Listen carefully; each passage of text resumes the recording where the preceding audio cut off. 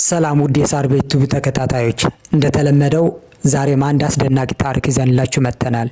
በቀደሙት ዝግጅቶቻችን ስለ ዓለማችን እጅግ አንጋፋ የቤተሰብ ቢዝነስ ማለትም ስለ ኮንጎ ጉሚና ስለ ታዋቂው ኒሺያማ ኦንሰን ክዊንካን ሆቴል አስገራሚ ታሪክ መዳሰሳችን ይታወሳል። ዛሬ ደግሞ ወደ ሌላኛው የቤተሰብ ቢዝነስ ተቋም ወደ ሆነው የደቡብ ኮሪያው ግዙፍና አንጋፋው የቴክኖሎጂ ተቋም የሆነው ሳምሰንግ ይሆናል። አብራችሁን ቆዩ። ዛሬ ሳምሰንግ በዓለማችን ላይ ካሉ ግዙፍ የቴክኖሎጂ ኩባንያዎች መካከል በቀዳሚነት የሚሰለፍ ተቋም ነው። ነገር ግን ይህ ዛሬ የምናየው የቢሊዮን ዶላሮች ኤምፓየር የተመሰረተው በቴክኖሎጂ ሳይንቲስቶች ሳይሆን በአንድ ተራ 28 ዓመት ወጣት የንግድ ሰው በደረቅ አሳ ንግድና የአትክልት መሸጫ ሱቅ የዛሬ 88 ዓመት የጀመረው ትንሽዬ ንግድ ነበር። ዛሬ ላይ ሳምሰንግ የአንድ ቤተሰብ ተቋም ብቻ አይደለም፣ የደቡብ ኮሪያ ኩራትና የኢኮኖሚ የጀርባ አጥንት ጭምር እንጂ። ዛሬ የሳምሰንግ ኩባንያ የውጣ ውረድና የስኬት ጉዞን በዝርዝር እንመለከታለን። እስከ መጨረሻው ድረስ አብራችሁን ቆዩ። የሳምሰንግ ታሪክ የሚጀምረው እንደ ኢሮፓያን አቆጣጠር በፈረንጆቹ 1938 ነው። ቦታው የደቡብ ኮሪያዋ ታይጉን በተባለች ከተማ ውስጥ። መስራቹም ሊ ቢያንግ ቹል የተባለ ባለራዕይ ወጣት በ30,000 የወቅቱ የኮሪያ ገንዘብ ወይም በግምት ወደ $250 ብቻ ካፒታል የመሰረታት አንድ አነስተኛ የንግድ ድርጅት ነች ግዙፉን የሳምሰንግ ተቋም የወለደችው። በወቅቱ የድርጅቱ ስም ሳምሰንግ ሳንግሆ በሚል ስያሜ እንደተጀመረ ታሪኩ ይነግረናል። በኮሪያኛ ሳም ማለት 3 ማለት ሲሆን ሰንግ ማለት ደግሞ ኮከብ ማለት ነው። ስለዚህ ሳምሰንግ ማለት 3 ከዋክብ እንደማለት ነው። በኮሪያ ባህል 3 ቁጥር ታላቅነትን፣ ብዛትንና ጥንካሬን እንደሚያመላክት ይነገርለታል። ኮከብ ደግሞ ለዘላለም የሚያበራና የማይጠፋ መሆኑን ይገልጻል። መስራቹ ሊ ቢያንግ ቹል ድርጅቱን እንደ ስሙ ለዘላለም ደምቆ እንዲኖርና እንዲያበራ ተመኝቶ እንደመሰረተውም ይነገራል። እንደ ህልሙም ተቋሙ እስካሁን ባለው እየጎመራና እያበበ በዓለም ተወዳጅና ታዋቂ የሆነ የቴክኖሎጂ ተቋም ለመሆን በቅቷል። ይህ አዲስ ድርጅት መጀመሪያ ላይ የተመሰረተው አትክልት፣ ፍራፍሬና የደረቁ የኮሪያ አሳዎችን ንግድን በመነገድ ነበር። ኋላ ላይ እነዚህ ምርቶችን ወደ ቻይና እና ማንቹሪያን በመላክ ኤክስፖርት ማድረግ ጀመረ። ንግዱ ስኬታማ እየሆነ ሲመጣም በተመሰረተ በ9 ዓመቱ መስራቹ ሊ ቢያንግ ቹል ዋና መስሪያ ቤቱን በ1947 ከታይጉን ወደ ዋና ከተማዋ ሴኡል አዛወረው። ዓለማችን በፈተናና በአስቸጋሪ ውጣ ውረዶች የተሞላች ነችና የሳምሰንግ ጉዞም አልጋ ባልጋ አልነበረም። ሌላው ድርጅታዊ ውስጥ ፈተናዎችንና የንግድ ውጣ ውረዶችን እንዳሉ ሆነው በ1950 የኮሪያ ጦርነት ሲፈነዳ ሊ ቢያንግ ቹል በሴኡል የነበረውን ንብረቱንና መጋዘኖቹን ሙሉ በሙሉ ወደሙ። ሁሉንም ነገር ከዜሮ ለመጀመርም ተገደደ። ነገር ግን ተስፋ አልቆረጠም። ወደ ቡሳን ከተማ በመሰደድ ንግዱን እንደገና ሀብሎም አቋቋመ። ማጣጣፉም ቀጠለ። ከጦርነቱ በኋላ ደቡብ ኮሪያ እጅጉን ከባድ ውድመት አስተናግዳ ነበር። ሊ ቢያንግ ቹል ሀገሩን መልሶ ለመገንባት በሚደረገው ጥረት ውስጥ ትልቅ እድልን ተመለከተ። የዚህ የዳግም ግንባታውን አካል ለመሆንም ወሰነ። ቆርጦ ተነሳ። የወደመውን የንግድ ድርጅቱን በ1951 ሳምሰንግ ሙሉሳን አሁን ሳምሰንግ ሲኤንዲቲ በመባል የሚታወቀውን የንግድ ኩባንያ እንደገና አቋቋመው። በመቀጠልም የሀገር ውስጥ ምርትን ለማሳደግ በኮሪያ የመጀመሪያውን ግዙፍ የስኳር ማጣሪያ ፋብሪካና በወቅቱ የሀገሪቱን ትልቁ የጨርቃ ጨርቅ ፋብሪካን አቋቋመ። ሳምሰንግ ከቀላል ንግድ ወደ ማኒፋክቸሪንግ የተሸጋገረው በዚህ ወቅት ነበር። መስራቹ የሀገሪቱ መንግስት የኢኮኖሚ ፖሊሲን ተከትሎ ኢንሹራንስ፣ ሴኩሪቲ እና የችርቻሮ ንግዶችን በመግዛት ሳምሰንግ ወደ ተለያዩ ዘርፎችን አስፋፋው። በአንድ ቢዝነስ ከመተማመን ይልቅ የተሰማራባቸውን የቢዝነስ ዘርፎችን ማስፋፋት ላይ አተኮረ። ሳምሰንግ ዛሬ ለደረሰበት የቴክኖሎጂ ከፍታ መሰረት የጣለው ትልቁ ውሳኔ የተወሰነውም በ1969 ነው። ኩባንያው ሳምሰንግ ኤሌክትሮኒክስ ኢንዱስትሪስ አሁን የምናውቀውን ሳምሰንግ ኤሌክትሮኒክስ በይፋ አቋቋመ። መጀመሪያ ላይ ያመረቱት ምርት ጥቁር እና ነጭ ቴሌቪዥን ወይም ብላክ ኤንድ ዋይት ቲቪ ነበር። ይህንን ቲቪ በ1970 ለገበያ ያቀረቡት። ምርቱ እጅግ በጣም ተወዳጅ ከመሆኑ የተነሳ ሳምሰንግ ወደ ውጭ ሀገር ቶሎ ኤክስፖርት ማድረግ ጀመረ። በ1970ዎቹ መገባደጃ ላይ ኩባንያው ማቀዝቀዣዎችን ወይም ፍሪጅ፣ ማጠቢያ ማሽኖችን እና ማይክሮዌቭ ምድጃዎችን ማምረት በመጀመር በኤሌክትሮኒክስ ዘርፍ ስሙ መግነን ጀመረ። በ1980 ደግሞ ሃንጉክ ጆንጃ ቶንግስን የተባለውን የቴሌኮሙኒኬሽን ኩባንያ በመግዛት የስልክና የፋክስ ማሽኖችን ማምረት ጀመረ። ይህ ውሳኔ ለዛሬው የሳምሰንግ ስማርትፎን ስኬት መጀመሪያው እርምጃ የተጀመረበት ዕለትም ነበር። ልክ እንደ ኮንጎ ጉም ሁሉ ሳምሰንግም በቤተሰብ የሚመራ ድርጅት ነው። በኮሪያ ባህል ይህ አይነቱ በቤተሰብ የሚመራ ግዙፍ ኮንግሎመሬት ቼቦል ይባላል። የሳምሰንግ ባለቤት የሆኑት የሊ ቤተሰቦች ናቸው። አሁን ላይ ተቋሙ ሶስተኛ ትውልድ ላይ ደርሷል። አንደኛውና የመጀመሪያው መስራቹ ሊ ቢያንግ ቹል ይባላል። ከ1938 እስከ 1987 ማለትም ለ49 ዓመታት ኩባንያውን የመራውና መሰረቱን የጣለው ይህ ሰው ነው። ሁለተኛው ትውልድ ሊ ኩንሂ ደግሞ የመስራቹ ሶስተኛ ልጅ ሲሆን ከ1987 እስከ 2014 ኩባንያውን በበላይነት መርቷል። ሳምሰንግን ከሀገር ውስጥ ምርት ወደ ዓለም አቀፍ የቴክኖሎጂ መሪነት የቀየረው የመስራቹ ልጅ የሆነው ሊ ኩንሂ ነው። ሊ ለየት ባለ የተቋማዊ አመራር ስልቱ ይታወቃል። ከምስታችሁና ከልጆቻችሁ በስተቀር ሁሉም ነገር ቀይሩ በሚለው ታዋቂ መፈክሩም ይታወቃል። ይህ ማለት ሁሌም ለለውጥ ዝግጁ ሁኑ እንደማለት ነው።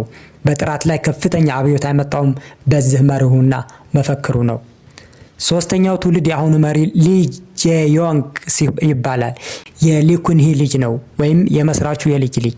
አባቱ በ2014 በልብ ህመም ከታመመ ጀምሮ ድርጅቱን ዲፋክቶ መሪነት ሲመራ ቆይቶ በአሁኑ ወቅት የሳምሰንግ ኤሌክትሮኒክስ ኤክዚኪዩቲቭ ቼርማን በመሆን ተቋሙን እየመራ ይገኛል። የሳምሰንግ ስኬት የመጣው ከጀርባው ጠንካራና ልዩ የሆነ ተቋማዊ ባህል በመገንባቱ ነው። ከነዚህ ተቋማዊ እሴቶች አንዱ ለጥራት ያለው ፍጹም ቁርጠኝነት ነው። በጥራት በፍጹም የማይደራደር ተቋም ነው ይባልለታል። በ1995 ሳምሰንግ ያመረታቸው የመጀመሪያዎቹ የሞባይል ስልኮች ብልሽት አጋጥሟቸው ነበር።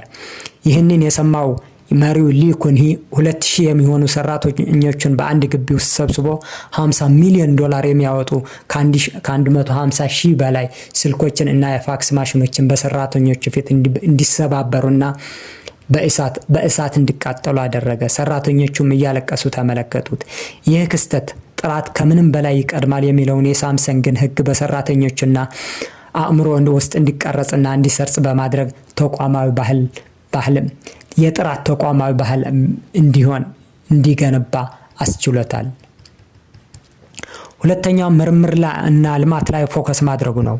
ሳምሰንግ በየዓመቱ በቢሊዮን የሚቆጠሩ ዶላሮች አዳዲስ ቴክኖሎጂዎችን ለመፍጠርና ለማልማት ኢንቨስት ያደርጋል። ለዚህም ነው እነ አፕል የመሳሰሉ ኩባንያዎች ሳይቀሩ ስክሪኖችና ሚሞሪ ቺፖችን ከሳምሰንግ የሚገዙት። ሶስተኛው ከፍተኛው ውድድርና ዲሲፕሊን ላይ ትኩረት መስጠቱ ነው። ሰራተኞች በከፍተኛ ግምገማና ዲሲፕሊን ውስጥ ያልፋሉ። በኮሪያ ሳምሰንግ ውስጥ መስራትና መቀጠር እንደ ትልቅ ክብርና የስኬት ማረጋገጫ ይታያል። ሳምሰንግ ውስጥ መስራት ማለት ዝም ብሎን አንድ ትልቅ ተቋም ውስጥ እንደመቀጠር አይታይም። የተለየ ክብርና ስኬት ተደርጎ ይወሰዳል። የምትገነቡት ተቋም ከራሳችሁ አልፎ እናንተ ተቋም ውስጥ ለሚቀጠሩ ሰዎች የክብርና የስኬት መገለጫ ሲሆን አስባችሁታል? እጃችን ላይ ያሉ ተወዳጅ ሳምሰንግ ስልኮች ጥራታቸውን ጠብቀው የሚሰሩትና ዓለምን ያዳረሱት በዚህ እጅግ ድንቅ በሆነና በተለየ ዲሲፕሊንና ጥራት ስለሚመረቱ ነው። ብዙዎቻችን የምናውቀው ሳምሰንግ ኤሌክትሮኒክስ ብቻ አምራች ይመስለናል። ነገር ግን ሳምሰንግ ከ80 በላይ ኩባንያዎች ያሉት ግዙፍ ስብስብ ነው። ጥቂቶችን ለመጥቀስ ያህል ሳምሰንግ C&T ኮንስትራክሽን አንዱ በዓለም ከሚታወቁ ተቋራጮች አንድ ነው። የዓለማችንን ረጅሙን ህንፃ የዱባዩን ቡርጅ ኻሊፋን የገነባው የሳምሰንግ ኮንስትራክሽን ክፍል የሆነው ይህ ተቋም ነው። ታይፕ 101 እና የፔትሮንስ መንትያ ህንፃዎችንም የገነባው ይህ የሳምሰንግ የኮንስትራክሽን ተቋራጭ ነው። ኤሌክትሮኒክሶቹ ብቻ ሳይሆኑ የሚገነባቸው ሰማይ ጠቀስ ህንፃዎችም ጥራታቸው አስተማማኝ እንደሆነ ይነገርላቸዋል። ሁለተኛው ሳምሰንግ ሄቪ ኢንዳስትሪስ ነው። በዓለማችን ካሉ ትላልቅ የመርከብ ግንባታ ድርጅቶች አንዱ ነው። ግዙፍ የነዳጅ ጫኝ ታንከሮችንና የጦር መርከቦችን ያመርታል። ከባባድ ማሽኖችን ከሚያመርቱ የዓለማችን ተቋማት ሳምሰንግ አንድ ኩባንያ አንዱ ነው። ሶስተኛው ሳምሰንግ ላይፍ ኢንሹራንስ ሲሆን በደቡብ ኮሪያ ትልቁ የኢንሹራንስ ኩባንያ ነው። በተጨማሪም ሳምሰንግ የራሱ ሆስፒታሎች፣ መዝናኛ ፓርኮች እና የጦር መሳሪያ ማምረቻ ክፍሎችም አሉት። ሳምሰንግ በደቡብ ኮሪያ ውስጥ ሀገር ነው ቢባል ማጋነንም አይሆንም። የሀገሪቱን ጠቅላላ የሀገር ውስጥ ምርት ወይም ጂዲፒ 20% ወይም ከ20 በመቶውን ያህል የሚሸፍነው ይህ አንድ ኩባንያ ብቻ ነው። 100 ዓመት ባልሞላ ጊዜ ውስጥ ይህንን ያህል አቅም መፍጠር ማለት ምን ማለት እንደሆነ አስባችሁታል? በአሁኑ ሰዓት ሳምሰንግ ኤሌክትሮኒክስ ለብቻው በመላው ዓለም በአማካኝ ከ260 ሺህ እስከ 270 ሺህ የሚጠጉ ቋሚ ሰራተኞች አሉት። አጠቃላይ የሳምሰንግ ግሩፕ ሰራተኛ ደግሞ ከ300 ሺህ በላይ ያልፋል። ከነዚህ ውስጥ ከግማሽ በላይ የሚሆኑት በደቡብ ኮሪያ ውስጥ የተቀጠሩ ቋሚ ሰራተኞች ናቸው። ይህም ማለት ሳምሰንግ ለብቻው አንድ ተቋም ለሀገሩ ዜጎች ከ150 እስከ 200 ሺህ የሥራ ዕድል ፈጥሯል ማለት ነው። ሳምሰንግ በየዓመቱ ከ230 እስከ 250 ቢሊዮን ዶላር ገቢ ያስመዘግባል። አጠቃላይ የሳምሰንግ ኤሌክትሮኒክስ የካፒታል ገበያ ዋጋ ከ350 እስከ 400 ቢሊዮን ዶላር እንደሚገመት ይነገራል። ሳምሰንግ የዓለማችን ቁጥር 1 የሞባይል አምራችና አቅራቢ ተቋምም ነው። ከደረቅ አሳ ሽያጭ ተነስቶ በጦርነት ፍርስራሽ ውስጥ አልፎ ዛሬ የዓለም ቴክኖሎጂ አቅጣጫ ወደሚወስን የቢሊዮን ዶላር ኩባንያነት ማደግ የሳምሰንግ ታሪክ እውነተኛ የጽናት፣ የራዕይና ለጥራት የመገዛት ውጤት ነው። በሊ ቤተሰቦች እጅ ስር በ3 ትውልዶች ውስጥ ያለፈ ይህ ተቋም የደቡብ ኮሪያን የኢኮኖሚ ተአምር ከመሩት ዋና ምሰሶዎች አንዱ ነው። ለወደፊቱም ሳምሰንግ በአርቲፊሻል ኢንተለጀንስ እና በባዮቴክኖሎጂ ዘርፍ አዳዲስ ነገሮችን ለመፍጠር እየተጋ ያለ ለምርምርና ለእድገት ትላልቅ በጀቶችን እየመደበ እድገቱን እያቀላጠፈ ያለ ዓለማችን ካየቻቸው ገናና ኩባንያዎች አንዱ ነው። የዛሬው ዝግጅታችን ይህንን ይመስላል።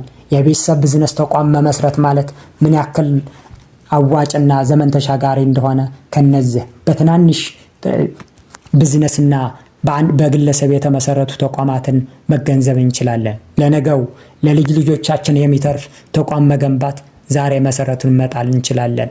ይህ ግን ዘመን ተሻጋሪ ራዕይና አርቆ ሐሳብነትን ይጠይቃልና ከነዚህ ተቋማትን መማርን መልመድ አለብን።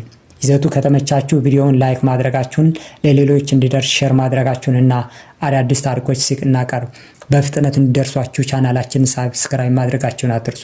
በመቀጠለው ፕሮግራም ሌላ አስደናቂ ታሪክ ይዘን እንመጣለን። እስከዛው ሰላም ከእናንተ ጋር ከሁላችን ጋር ትሆን። ሰላም ሰንብቱ።